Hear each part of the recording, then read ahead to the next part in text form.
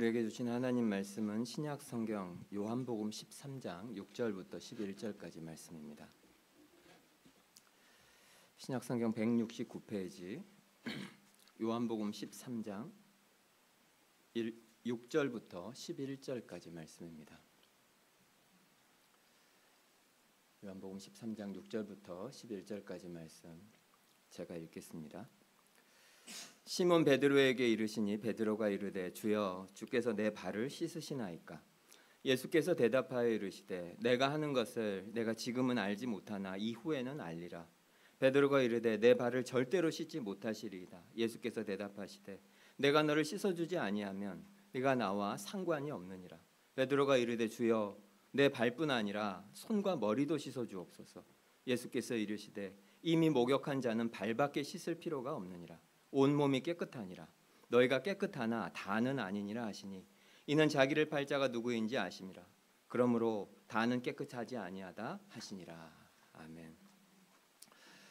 예수님은 돌아가시기 직전에 제자들을 모아서 일종의 굉장히 짧은 시간 동안 인텐시브 코스로 제자 훈련을 하십니다. 그게 요한복음 13장부터 17장까지 나오는 예수님의 가르치심이고, 그렇게 하시는 이유는 이제 제자들을 세상 가운데로 예수님 없이 이제 보내야 하기 때문이죠. 그런 의미에서 이 말씀은 바로 우리에게 주시는 그런 말씀이라고 볼 수 있습니다.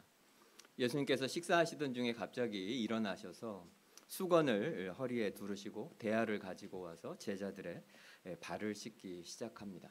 지난주에도 말씀드린 것처럼 여기에는 정말 엄청난 상징이 있는, 매우 중요한 의미가 있는 행동이십니다.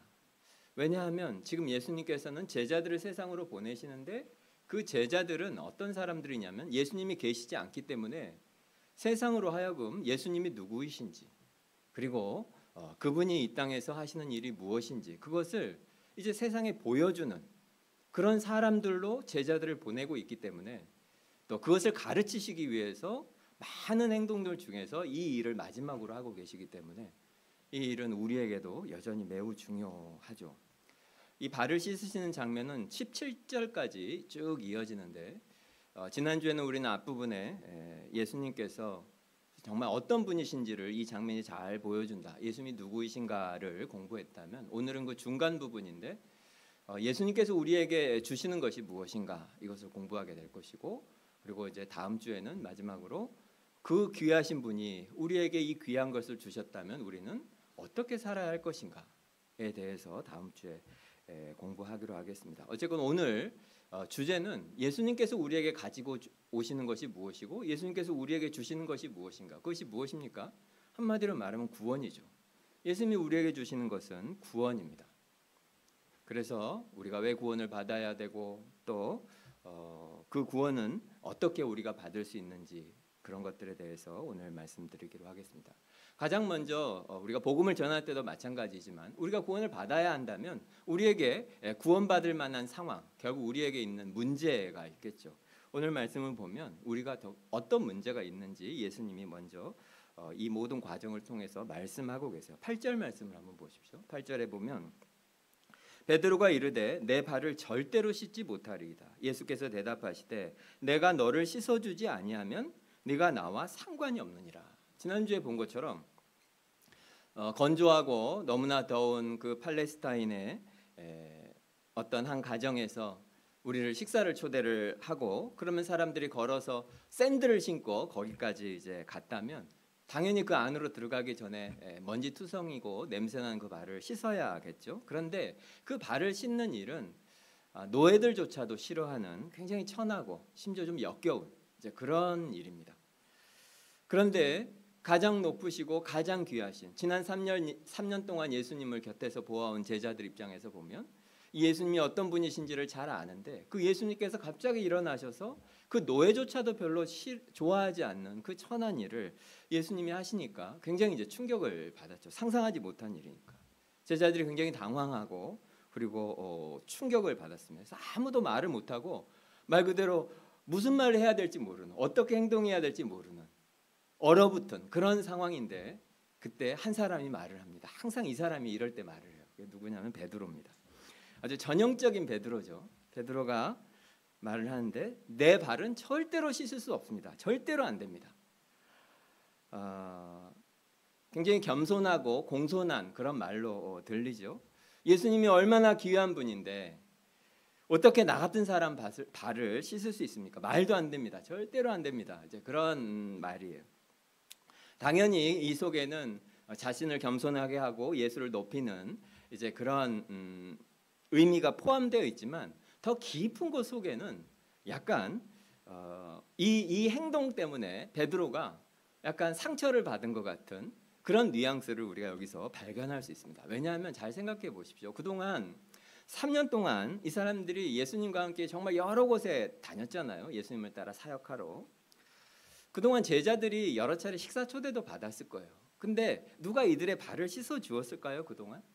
물론 이제 돈이 많고 지위가 높은 사람이 예수님을 초대하고 그래서 제자들도 다 같이 가서 거기서 식사를 할 때 부자고 지위가 높고 그런 집에는 노예도 많고 하니까 제자들 발도 씻어주는 그런 호사를 몇 번 누렸겠죠. 몇 번. 하지만 대부분의 경우는 그렇지 않았을 거예요. 예수님이 주로 어울렸던 사람들은 그렇게 돈 많고 뭐 집도 넓고 노예도 많고 그걸 다 제자들 발까지 씻어줄 만큼 그런 대단한 사람들과 예수님이 잘 어울리지 않았거든요. 그러니 대부분의 경우는 그냥 자기들끼리 스스로 털어냈거나 아니면 그냥 우리들끼리니까 뭐 발까지 씻어 그러면서 이제 그동안 지내왔겠죠. 더더군다나 오늘 이 자리에는 제자들과 예수님 말고 아무도 없어요. 노예가 없어요. 그런 상황이니 너무 당연하지만 이제 그런 정도는 그냥 넘어가고 대강 털고 앉아서 이제 밥을 먹는 것이 정상인데 예수님께서 갑자기 직접 발을 씻으려고 하시는 거예요. 이게 무슨 의미가 있겠습니까? 그냥 상식적으로 보면 우리가 이렇게 진짜 그렇게 더러운가? 예수님이 도저히 우리랑 식사를 못할 정도로 내가 더러운가? 아니 굳이 이렇게까지 해야 되나? 이렇게까지 냄새가 나나? 예수님이 꼭 이렇게까지 해야 되나? 그런 생각이 들겠죠. 항상 그래왔고 대강 털어서 그냥 이렇게 먹으면 될 일을 굳이 이렇게까지 꼭 왜 하셔야 할까? 이런 생각이 들었던 거죠. 그냥 상식적으로 보면 그런 생각을 얼마든지 할 수 있습니다. 왜냐하면 이게 냄새가 나고 더럽고 이런 거가 실제적으로도 위생적으로도 또 우리의 그냥 보통의 삶에서도 사람 사이의 관계를 좀 막죠. 안 그렇습니까? 예를 들어 여러분이 뭐 지하철을 탔는데 한여름에 축축한 어떤 날에 이제 지하철을 탔는데 저쪽 한 구석지에 어떤 한 사람이 누워 있는데 막 더러운 옷 입고 냄새 엄청 나고 집 나온 지 오래된 것 같은 사람이 짐꾸러미 하나 들고 한쪽 구석지에 이렇게 누워 있으면 아마 지하철이 그 칸은 비거나 아니면 있어도 거기는 다 텅텅 비워놓고 한쪽 구석에 사람들이 몰려 있을 거예요. 탔다가도 저쪽 구석지로 가서 다 서 있을 겁니다. 왜냐하면 그 냄새가 나고 더러우면 그냥 평범한 사람들 입장에서는 그 사람을 만지거나 옆에 앉거나 그렇게 하지 않고 눈에 보이지 않지만 공간도 떨어뜨리고 그리고 멀리 있으려고 하고 필요하면 그냥 막을 쳐서 그냥 그 냄새의 더러움이 나한테 옮지 않도록 이제 그렇게 하려고 하는 거죠. 그런데 예수님께서는 너무나 충격적이게도 그 더럽고 냄새나는 예수님의 제자들의 발을 실제로 씻기셔요. 그래서 실제로 그렇게 말을 하지는 않았지만 우리가 그렇게까지 더러운가? 그렇게까지 냄새가 나요? 이렇게 하는 제자들에게 특히 베드로에게 예수님께서 하시는 말씀은 그렇다는 거죠. 그래서 내가 너를 씻어주지 않으면 너와 내가 아무 상관이 없다. 무슨 말입니까? 진짜로 그렇다는 거예요. 내가 이렇게 해야 될 정도로 너하고 내가 계속 같이 있으려면 여기서 함께 식사를 하려면 한 식탁 위에서 우리가 서로를 인정하면서 그렇게 친밀하게 식사를 하고 교제를 하기 위해서는 네가 씻겨야 한다. 예수님 말씀은 그거예요. 여기서 네가 나와 상관이 없느니라 할 때 이 상관이라는 단어는 원래 히브리어 죄송합니다. 그리스어 원어의 의미는 유산, 상속 이런 걸 의미하는 거예요. 그러니까 내가 너의 발을 씻어주지 않으면 너와 내가 상관이 없다. 이 말은 너는 내가 주는 유산, 내가 주는 상속 이런 걸 못 받을 거다. 유언장에 네 이름은 없다. 뭐 그런 말과 같은 거죠.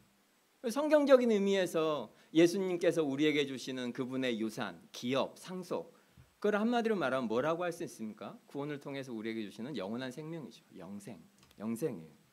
그러니까 예수님 말씀은 내가 너를 씻어주지 않으면 너는 구원받지 못하고 그리고 너는 영생을 얻을 수 없다. 그런 말로 해석할 수 있습니다. 씻어줘야 한다. 씻어야 한다. 왜냐하면 거기에 너무 더럽고 냄새나는 흙과 진흙, 오물 이런 것이 묻어있기 때문이라는 거예요. 그것을 무엇으로 씻어냅니까? 물로 씻어내요. 이거 굉장히 상징적인 표현이죠. 특별히 요한복음에서는 이런 상징들이 정말 많이 나오는데 물은 주로 무엇을 상징합니까? 생명을 상징합니다. 우리가 세례도 물로 하잖아요. 물은 영생과 씻음 이런 것들, 생명 이런 것들을 의미하고 상징하고 반대로 흙, 먼지, 더러움, 냄새 이런 것들은 무엇을 상징하겠습니까? 당연하지만 죄에 대한 의미입니다. 죄로 덕지덕지 붙어있는 그 무엇을 깨끗하게 물로 씻어내는 것, 그것이 이제 상징이죠. 실제로 성경은 여러 곳에서 죄를 우리가 씻어내야 하는 그런 더러움, 냄새나는 것들로 여러 곳에서 말하고 있습니다. 가장 대표적인 죄에 대한 회개의 시 시편 51편에 보면 다윗이 이렇게 말해요. 나의 죄악을 말갛게 씻으시며. 죄를 이렇게 씻어내야 하는 것으로 묘사하고 있어요. 사도행전 22장에 보면 거기서 바울이 그의 위대한 설교를 하는데 그중에 이제 마지막 부분에서 이렇게 말해요. 이제는 왜 주저하느냐? 일어나 주의 이름을 불러 세례를 받고 너의 죄를 씻으라. 세례를 받고, 우리가 세례를 줄 때 물로 하잖아요. 침례교단 같으면 물 속에 들어갔다 나오고 우리 장로교단 같으면 물을 뿌려서. 하지만 그 자체가 굉장히 상징적인 의미가 있어요. 이 물을 통해서 그 죄가 씻겨 내려가는 거예요. 너희의 죄를 씻으라 이렇게 표현하죠. 하지만 성경에 보면 이 죄라고 하는 것이 가지고 있는 그 의미가 너무 크니까 이걸 한두 개의 그냥 단 한 개의 은유로 이렇게 씻겨내는 더러움 이런 걸로만 묘사하고 있지 않고 다양한 은유로 죄에 대해서 말하고 있습니다. 그 중에 하나가 뭐냐면 빚이에요. 빚. 죄라고 하는 것이 빚을 지게 한다. 죄를 지으면 그것이 나를 빚지게 한다. 이런 것이 여러 군데 나옵니다. 성경은 여러 은유들을 사용하고 있는데 그 중에 하나가 이제 냄새나고 더러운 것이고 또 그 중에 하나가 빚이에요. 예를 들자면 이 더럽고 냄새나는 건 아까도 말씀드렸지만 누군가가 더럽고 냄새가 나면 자연스럽게 그 사람에게서 멀어지려고 합니다. 그렇죠. 멀리하게 되고 그래서 이것을 통해서 말하는 것은 우리의 죄가 누구로부터 우리를 멀어지게 한다는 거죠. 하나님으로부터 우리를 멀어지게. 하나님이 그걸 견딜 수 없어 하셔요. 하나님은 죄와 함께 도저히 함께 계실 수가 없어요. 그래서 죄인과 하나님 사이에 거대한 장벽이 생기게 됩니다. 인간이 하나님으로부터 떨어져 나오게 되고 하나님이 가까이 하실 수 없게 되고 그리고 하나님으로부터 인간이 소외되는 그런 문제가 생기게 돼요. 그래서 우리가 씻겨져야 돼요. 그래야 하나님과 다시 친밀하게 교제할 수 있게 돼요. 똑같은 은유로 빚이 있죠. 빚도 마찬가지예요. 예를 들자면 뭐 그런 일이 여러분 평생에 없었겠지만 여러분과 오래 친하게 지내던 어떤 사람이 있다고 해보세요. 그런데 갑자기 우리 집에 있는 현금 뭐 얼마가 이렇게 탐이 나가지고 우리 집에 놀러 왔다가 갑자기 막 나를 막 때리고 그 돈을 훔쳐가지고 가버렸어요. 그래서 이제 내가 이제 병원에서 치료받고 있는데 그 사람이 정신을 이제 차리고 돌아와가지고 너무 미안하다. 내가 그 순간에 돈에 그냥 눈이 멀어가지고 내가 미쳤나 봐. 정말 잘못했다. 그러면서 우리 예전처럼 잘 지내자. 그럼 여러분은 어떻게 말씀하시겠습니까? 여러분은 곧바로 용서하시겠죠. 그러자. 여러분 그러시겠지만 보통의 경우라면 그것 자체가 견고했던 우리의 관계에 엄청난 상처를 주게 되고 그리고 뭔가 알 수 없는 벽이 두 사람 사이에 당연히 생기게 됩니다. 그 사람은 거기에 대해서 빚을 지게 된 것이고 어떤 식으로든지 그 문제가 해결이 돼야 돼요. 처벌을 받든지 아니면 뭐 거기에 상응하는 대가를 치르든지 어떤 방식일지 모르지만 하여간 그런 행위가 뒤따라야지 그래야 그 관계가 다시 회복될 수 있습니다. 그리고 그렇게 한번 상처가 나고 나면 그 장벽이 완전히 무너지기까지 상당한 시간이 걸리죠. 우리도 많이 경험하잖아요. 성경은 죄라고 하는 것이 그렇게 우리가 한번 죄를 지으면 하나님과 우리 사이의 관계를 완전히 깨뜨려서 그것이 회복되기까지 많은 대가도 지불돼야 되고 상당한 시간이 필요하다고도 말하고 있고 또 동시에 너무 더럽고 냄새나고 추한 것이어서 그것이 하나님과 우리 사이를 멀리하게 한다. 이렇게 성경은 여러 곳에서 말하고 있습니다. 여러분은 어떠십니까? 우리의 죄가 정말로 그런 것이라고 느끼고 사십니까? 사실 이 시대 대부분의 사람들은 죄라는 말 자체를 별로 받아들이지 않을 뿐만 아니라 자신이 그 정도로 더럽고 하나님에게 뭐 빚이 있고 이런 생각을 거의 하지 않습니다. 심지어 이 시대는 점점 어떤 죄라는 단어를 싫어하니까 어떤 행동을 하고 거기에 대해서 죄책감을 느끼고 이것 자체를 굉장히 건강하지 못한 상태로 요즘은 다 가르쳐요. 그런 거잖아요. 너는 네가 하고 싶은 일을 하는 거야. 그러니까 누구도 자기 기준을 가지고 너를 판단해서 이건 잘못이다, 이거는 잘했다, 못했다, 그것은 죄다 이렇게 말하는 것 자체가 그건 성립이 안 된다. 너는 네가 원하는 삶을 살면 된다. 누구도 너한테 잘못이다, 안 된다 말할 수 없는 거다. 이게 일반적으로 요즘 가르쳐지는 그런 분위기입니다. 그런데 사람들이 정말 그렇게 살 수 있나요? 그렇지 않죠. 모든 사람 속에는, 모든 인간 속에는 내가 어떤 높고 완벽한 기준이 만약에 있다면 거기에는 나는 미치지 못한다, 이런 감각을 다 가지고 삽니다. 모든 인간이 나는 불완전하다, 이거를 인식하지 않는 사람은 단 한 사람도 없어요. 그러니까 구체적으로 어떤 행위를 했냐 안 했냐의 문제가 아니에요. 이거는 뭔가 자기라고 하는 존재가 뭔가 어떤 기준에 분명히 미치지 못한다, 이런 감각을 모든 인간은 하고 삽니다. 그거를 뭐 철학이나 심리학에서는 수치라고 불러요. 수치라는 개념이 그런 거예요. 행위에 대한 것이 내가 무엇을 했는데 그것 때문에 내가 불편하고 잘못했다고 느끼는 것이 죄책감이라면 그 어떤 행위라고 말을 할 수는 없는데 내 존재 자체가 어떤 기준에 완전한 상태에 전혀 미치지 못한다, 그것을 본인이 아는 상태. 누구나 그렇게, 모든 사람은 사실 그런 게 있죠. 내가 마땅히 돼야 될 그런 완전한 모습에 나는 미치지 못한다, 이런 생각.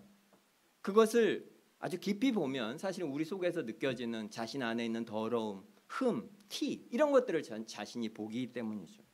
뭔가 잘못됐다, 나는 완전하진 않다, 이거를 모르는 사람은 없어요. 그렇다면 그거를 만약에 부인한다면 그 사람은 정직한 사람이 아니죠. 아무리 세상이 넌 네가 원하는 삶을 살아라, 괜찮다, 아무도 너한테 옳다 그러다 말할 수 없다, 네가 하는 것이 다 옳다, 난 너를 지지한다, 아무리 말해도 사실은 그 사람 속에 그렇게 내가 완전하지 못하고 불완전하고 문제가 있다, 그걸 떨쳐낼 수 없는 감정이 인간 속에는 있습니다. 그래서 그것이 다른 방식으로 표출이 돼요. 가장 대표적인 게 뭐죠? 돈을 많이 벌려고 하는 거예요. 돈을 많이 벌어서 그냥 화려하게 사는 거예요. 뭐 비싼 집에 좋은 차 타고 명품 옷을 막 걸치고, 그러면 자신 안에 있는 그것이 감추어질 것 같기 때문에 그래요. 대부분 다 그런 거예요. 뭐 좋은 회사에 다닌다, 아니면 뭐 열심히 일해가지고 엄청 성공한다, 자기를 증명하고 싶은 거예요. 나 그런 사람 아니다, 나 이렇게 훌륭한 사람이다. 또 어떤 사람은 사람 사이의 관계에서도 그냥 누가 뭐 부탁하면 아무 거절을 못하는 사람이 있어요. 왜요?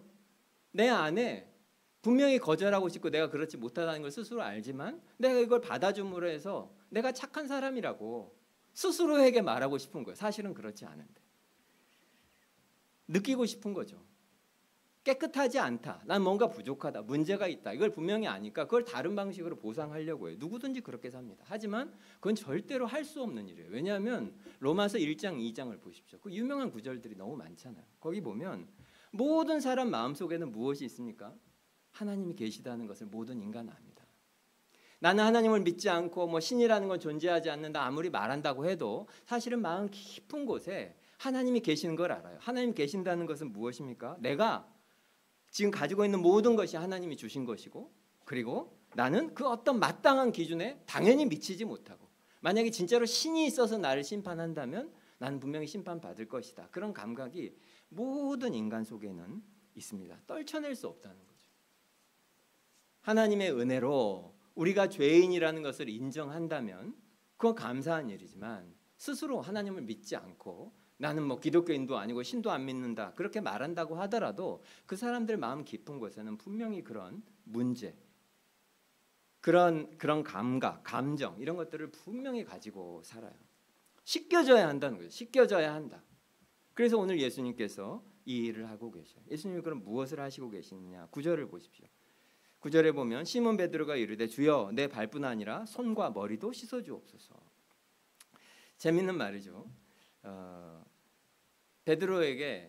베드로가 씻지 못한다고 하니까 예수님의 말씀이 내가 너를 씻어주지 않으면 너랑 나랑 아무 상관이 없다. 그러니까 역시 또 베드로답게 아 그래요? 그러면 발 말고 손과 머리도 그러니까 목욕을 시켜주십시오. 이제 이렇게 말하고 있어요. 그랬더니 예수님이 아 너 참 착하다 이렇게 하지 않고 뭐라 하시죠? 예수님 그 말씀이 그럼 목욕을 너는 이미 했기 때문에 그럴 필요가 없고 발만 씻으면 된다. 10절에 그렇게 말씀해요. 이미 목욕한 자는 발밖에 씻을 필요가 없느니라. 굉장히 상징적인 의미입니다. 예수님께서 이렇게 말씀해요. 목욕한 사람은 다시 목욕할 필요가 없고 그리고 발만 씻으면 된다. 지금 우리 개념으로 하면 우리는 뭐 샤워를 해도 뭐 하루 이틀 지나면 또 샤워해야 되잖아요.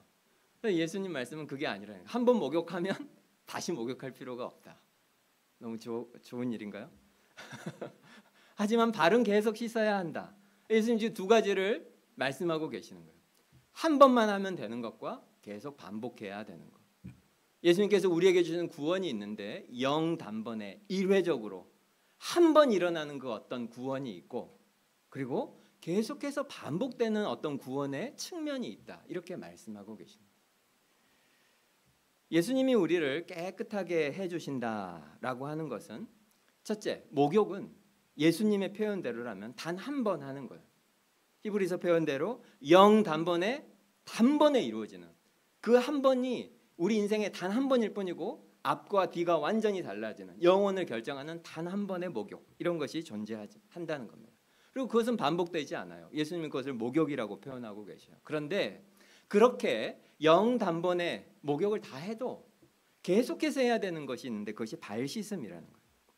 그러니까 구원 속에 이렇게 계속 반복되는 측면도 있다는 것입니다.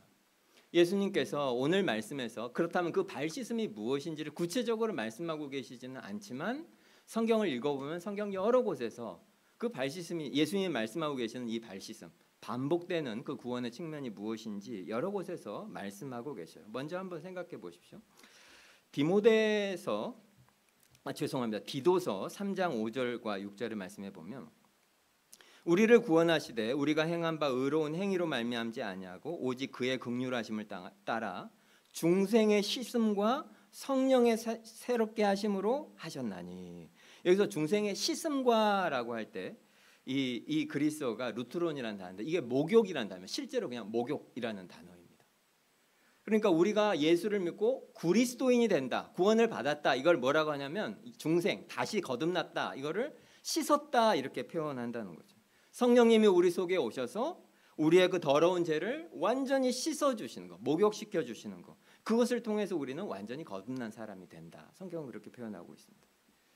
근데 아까 말씀드린 대로 죄에 대한 은유 중에 더러운 걸 씻는 것만 있는 게 아니고 빚도 있다고 했잖아요. 이것과 관련해서는 우리가 가장 잘 아는 구절이 로마서 8장 1절 말씀이에요. 그러므로 이제 그리스도 예수 안에 있는 자에게는 결코 정죄함이 없나니. 정죄함. 우리가 죄를 지으면 거기에 대해서 책임을 지고 형벌을 받는 그것이 없어지는 거예요. 빚이 다 탕감돼 버린다는 그런 말입니다. 빌립보서 3장 9절에는 이렇게 말해요. 그 안에서 발견되려 함이니 내가 가진 의는 율법에서 난 것이 아니요 오직 그리스도를 믿는 믿음으로 말미암은 것이니 곧 믿음으로 하나님께로부터 난 의라.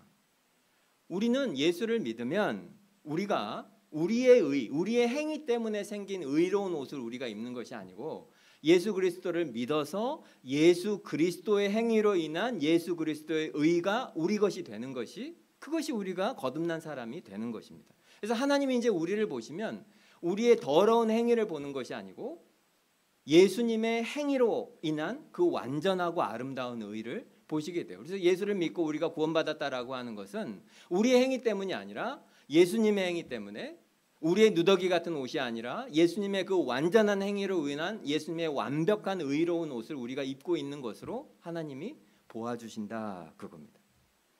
완전하고 정결하고 흠이 없고 티가 없고 거룩하고 완벽하게 깨끗한 모습이 됩니다. 언제? 영단번에. 예수를 믿는 그 순간 그렇게 된다는 거예요. 그리고 죄가 절대로 이제 다시는 우리를 정죄하지 못해요. 예수를 믿으면. 하나님과의 관계가 절대로 끊어지지 않아요. 로마서 8장 1절부터 마지막 절까지 바울이 계속 말하고 있는 것이 그거 아닙니까? 우리가 예수를 믿으면 우리의 삶을 이제 예수님에게 드리면 예수님을 믿는 그 순간 우리는 어떻게 되죠? 우리는 아직 완전해지지 않았지만 그럼에도 불구하고 먼 훗날 주님 다시 오셔서 하나님 나라에서 우리가 완전하게 되는 그 상태처럼 예수님이 오늘부터 그 순간부터 우리를 진짜로 우리가 그런 사람인 것처럼 사랑하신다는 거예요. 우리 속에는 여전히 죄가 있죠. 여전히 더럽죠. 하지만 예수를 믿는 순간 예수님의 의의 옷을 우리가 입기 때문에 하나님께서 우리를 보실 때 비록 우리 안에 여전히 죄가 있어도 예수님 때문에 예수님의 의의 옷 때문에 우리를 그렇게 아름답게 보아주신다는 거예요. 그래서 절대로 이제 우리는 죄에 대해서 우리가 다시 돌아가서 형벌을 받을 일이 전혀 없어요. 근데 이것은 단번에 일어나는 일이에요. 예수를 믿으면서 천천히 일어나는 일이 아니에요. 우리가 깨끗하게 씻겨서 영생을 얻게 되고 우리가 비록 죄가 있지만 완벽하게 아름다운 모습으로 되는 것, 그것은 예수를 믿는 순간 그냥 다 일어나는 일회적인 일이라는 거죠. 그런데 왜 발을 씻어야 합니까? 이미 우리의 죄가 다 용서됐고 우리 이제 더 이상 정죄 아래 들어가지 않고 이미 우리는 하나님 눈에 깨끗한 존재가 되었는데 왜 발을 씻어야 되죠? 우리가 요한일서 8장 8절 9절 우리가 진짜 오래 공부했는데 아마 이거 읽으면 기억이 나실 거예요. 만일 우리가 죄가 없다고 말하면 스스로 속이고 또 진리가 우리 속에 있지 아니할 것이요 만일 우리가 우리 죄를 자백하면 그는 미쁘시고 의로우사 우리 죄를 사하시며 우리의 모든 불의에서 깨끗하게 하실 것이요. 기억나시죠? 야고보서 5장도 우리에게 권면하기를 서로 죄를 고백하라 이렇게 말합니다. 서로 죄를 고백하라. 우리가 스스로 죄가 있다는 것을 인정하고 함께 하나님 앞에 나아가서 용서를 받으라고 말하고 있어요.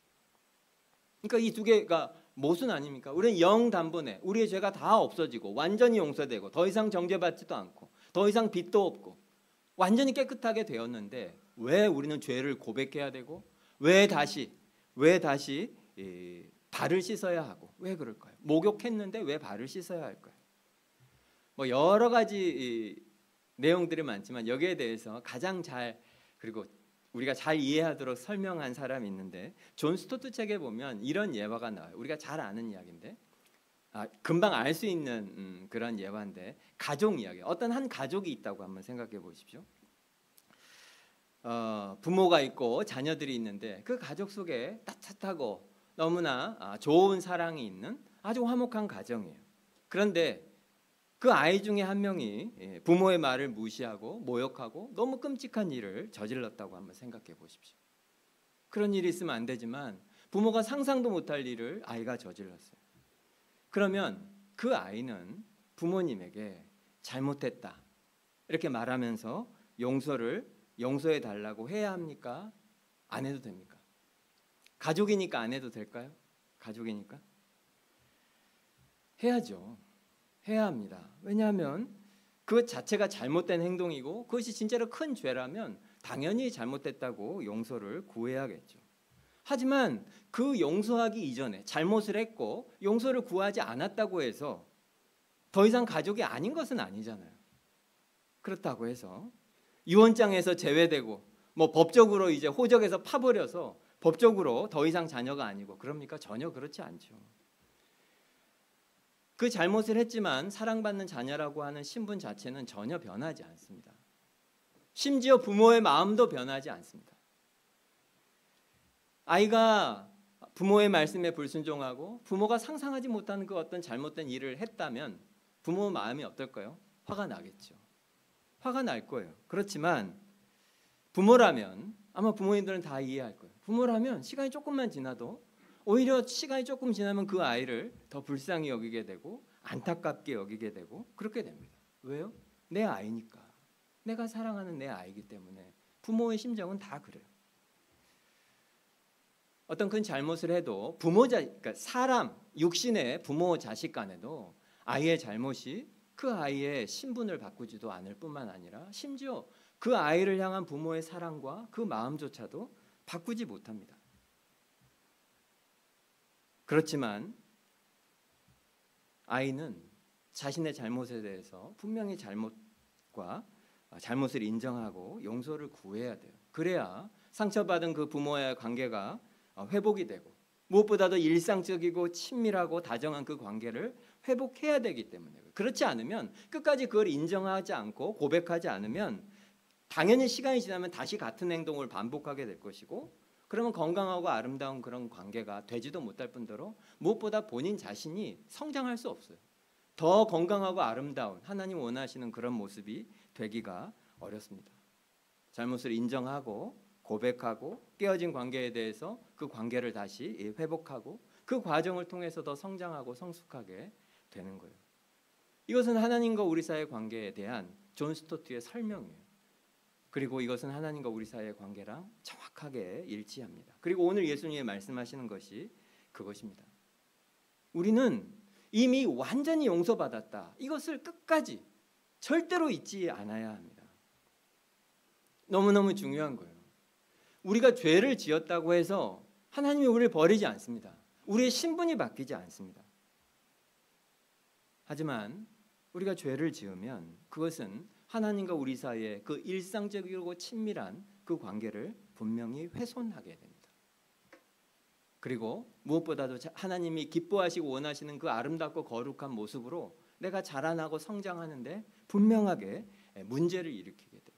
그래서 성경은 여러 곳에서 우리가 목욕을 했지만 계속해서 우리의 잘못과 죄에 대해서 발 씻음, 인정하고 고백하고 다시 용서받고 이것을 계속하라고 말하고 있습니다. 목욕은 한 번, 발을 씻는 것은 계속해서 씻어야 합니다. 이것이 얼마나 중요한지 몰라요. 이 둘을 우리가 견고하게 믿고 있어야 합니다. 한번 생각해 보시오. 만약 목욕만 믿는다면 구원파처럼 구원파 교리가 이런 거죠. 목욕만 믿는 거예요. 예수를 한번 믿게 되면 이제 더 이상 우리는 정죄함을 안 받는다. 무슨 죄를 저질러도 우리는 다 용서된다. 이런 논리죠.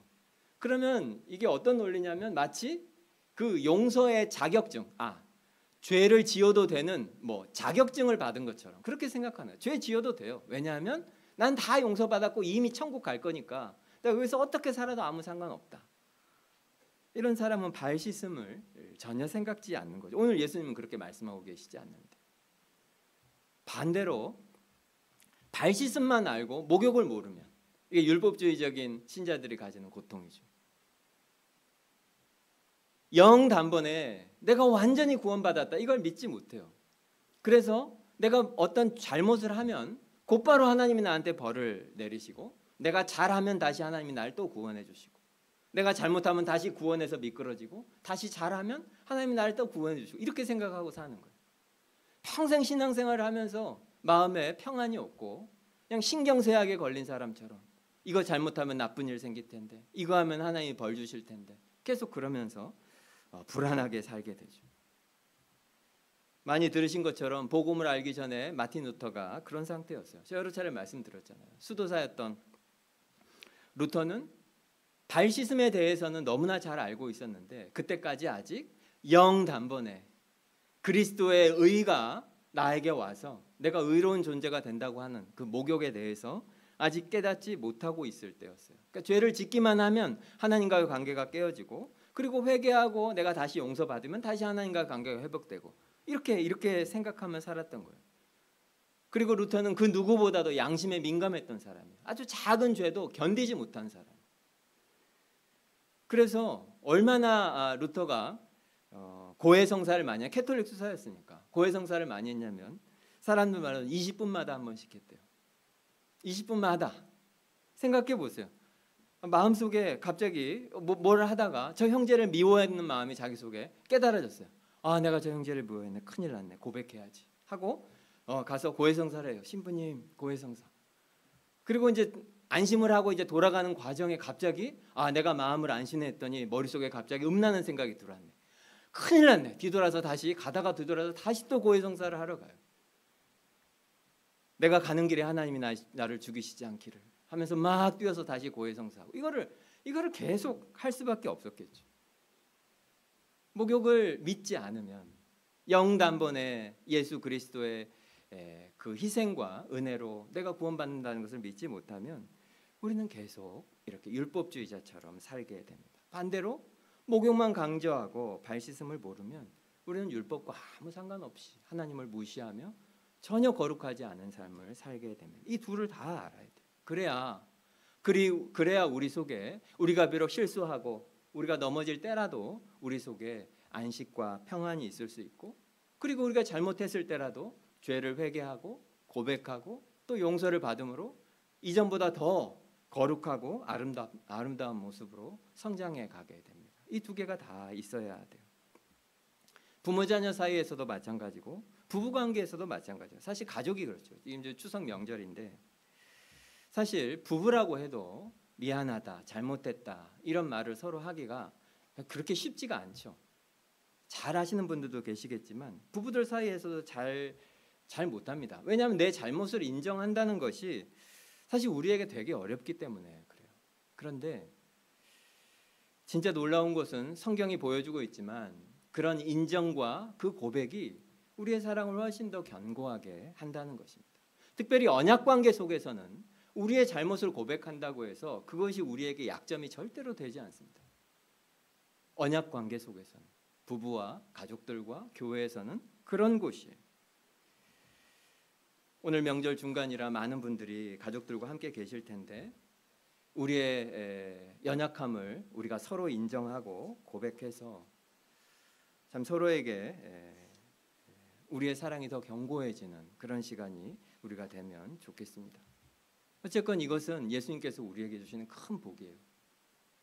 영 단번에 우리를 깨끗하게 씻기시는 것과 그리고 그 씻음을 입었음에도 불구하고 우리의 연약함 때문에 계속 죄를 지을 때 우리가 그분 앞에 나아가 우리의 죄를 인정하고 회개하면 그분이 우리를 용서해 주시는 그 구원, 목욕과 발 씻음, 그것이 예수님이 우리에게 주시는 너무나 큰 구원입니다. 그러면 이제 마지막 질문인데 그렇다면 이것이 어떻게 해서 가능한가? 우리는 어떻게 해서 그 씻음, 그것을 지금 우리가 누릴 수 있는가? 7절에 보면 예수께서 대답하여 이르시되 내가 하는 것을 네가 지금은 알지 못하나 이후에는 알리라. 지금 예수님이 하고 계신 그 행동이 무슨 의미인지 이 베드로와 제자들이 의미를 전혀 알지 못한다는 거예요. 아이고 굳이 이렇게까지 왜 하셔야 돼? 우리가 그렇게 더러워? 막 그러면서 예수님이 지금 굳이 왜 발까지 씻어가면서 이런 일을 하실까? 무슨 의미가 있나? 이들은 전혀 모른다는 거예요. 근데 예수님이 말씀하시죠. 후에는 알게 될 것이다. 그 후에가 뭡니까? 언제를 말씀하실까요? 언제 제자들이 알게 될까요? 아, 이게 이런 의미였구나. 예수님이 이 일을 그때 우리의 발을 씻어주셨는데 그게 바로 이런 의미였구나. 이후에는 1차적으로는 예수님의 십자가와 부활입니다. 그리고 이후에 성령님이 오셨을 때 이들은 완벽하게 알게 돼요. 아, 이게 그 말이었구나. 예수님이 우리한테 그때 보여주신 것이 바로 이 일을 위함이었구나. 이 일을 가르치시는 것이구나. 이게 알게 돼요. 예수님이 십자가에 달려서 그분이 죽고 다시 부활하시는 것을 보면 알게 된다는 거예요. 아까도 말씀드린 것처럼 예수님은 그냥 총에 맞거나 아니면 뭐 교수형에 당하거나 그렇게 그냥 단번에 죽으신 것이 아니에요. 너무너무 고통스럽고 너무너무 수치스러운 그런 고통을 당하셨습니다. 침뱉음을 당하고 공개적으로 막 매를 맞고 희롱을 당하고 조롱을 당하셨어요. 옷이 다 벗겨졌어요. 그리고는 공개적으로 사람들 앞에 십자가 위에 달려요. 의도적인 거죠. 의도적으로 너무나 수치스럽게 예수님을 죽이는 거예요. 그리고는 어디에서 죽으십니까? 결국에는 그 냄새나는 그 죽음의 골짜기, 죽음의 땅, 골고다 언덕에서 그렇게 죽임을 당하십니다. 그 수치와 그 끔찍한 죽음, 그리고 그것은 다 원래 우리가 죽어야 될 그런 죽음이죠. 그 예수님 때문에 우리가 깨끗함을 다시 입게 되고 우리가 받아야 될 형벌을 예수님이 다 받으셔서 이제 우리는 버림받지 않고 사랑을 받게 돼요. 그래서 우리는 그것이 나에게 적용되려면 어떻게 해야 됩니까? 다른 방법이 없어요. 그 예수를 믿는 거죠. 무엇보다도 그 예수 그리스도의 그 십자가를 우리는 더 깊이, 정말 제가 아마 수백 번 말한 것 같은데 그 십자가를 정말로 우리가 믿음의 눈으로 바라보는 것이 필요합니다. 가끔 말씀드리는 존 버년의 철로 역정에 보면 필그림 하우스라고 그 저기 지구촌 교회에서 만든 기도원이 있어요. 거기 가보신 분들은 아실 텐데 그 밖에 산에 보면 동산에다가 그 철로역정을 막 이렇게 청동으로 만든 사람 모형으로 해서 그림을 이렇게 그 투어할 수 있게 이렇게 그 동산을 만들어 놓았는데 기회가 되면 한번 가서 보셔도 좋겠습니다. 근데 그 책에 보면 그 주인공 이름이 크리스천이에요. 크리스천이라는 사람이 멸망의 도시를 떠나서 이제 가고 있는데 여행을 하는데 제일 힘든 게 어깨에 짊어진 그 짐이 너무 무겁고 힘든 거예요. 그 짐이 뭐냐면 그게 죄책감과 수치예요. 죄책감과 수치라고 하는 짐을 지고 이제 그 여행을 떠나서 걸어가는데 그게 너무 무거운 거예요. 그래서 그걸 벗고 싶은데 벗을 수가 없어. 그래서 길을 가다가 세속현자라는 사람, 세속 땅에 있는 아주 똑똑한 사람들, 이 세상에 있는 아주 현자, 그 사람에게 도움을 구합니다. 어떻게 하면 이것을 내가 다 벗을 수 있을까요? 그랬더니 이 세상에서 제일 똑똑한 그 사람이 하는 말이 뭐냐면 저기 언덕이 있지, 저 마을 보이지, 거기에 가면 저 언덕 이름이 도덕의 언덕인데 도덕. 거기 가면 집이 하나 있을 거야. 그 집에 가면 누가 살고 있냐면 율법 씨가 살고 있을 거야. 율법 씨. 그 율법이라는 사람이 있는데 그 사람에게 가서 물어보면 그 짐을 어떻게 벗을지 알게 될 거다. 알려줄 거다.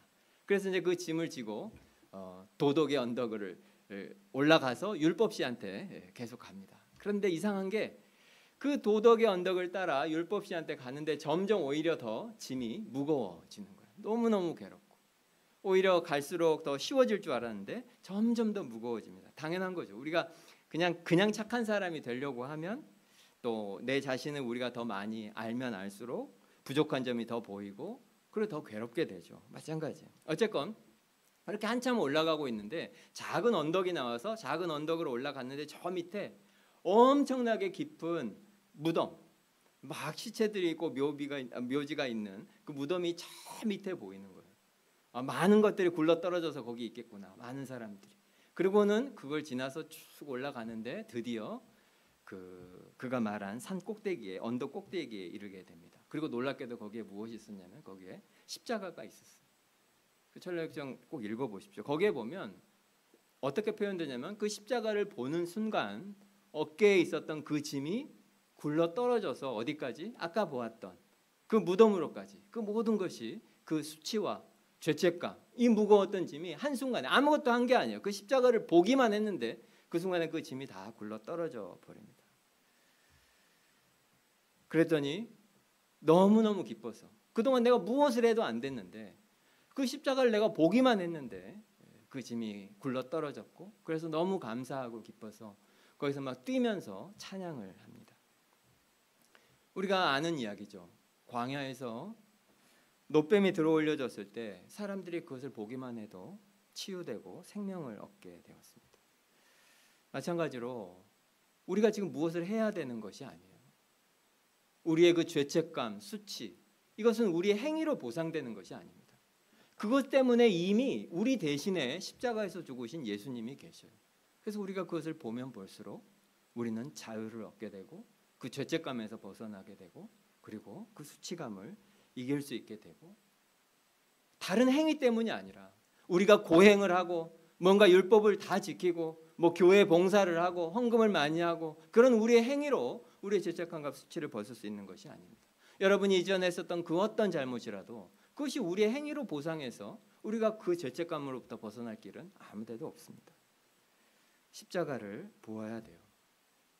마음의 짐을, 그 무거운 짐을 벗을 수 있는 유일한 길은 예수님이 우리를 위해서 하신 그 일을 우리가 믿음의 눈으로 진짜 보는 거죠. 그러면 그것이 우리에게 엄청난 기쁨과 자유와 해방을 분명히 주시게 될 겁니다. 그리고 그 기쁨과 자유를 우리 곁에 있는 사랑하는 사람들에게 흘려보내는 여러분 모두가 되기를 간절히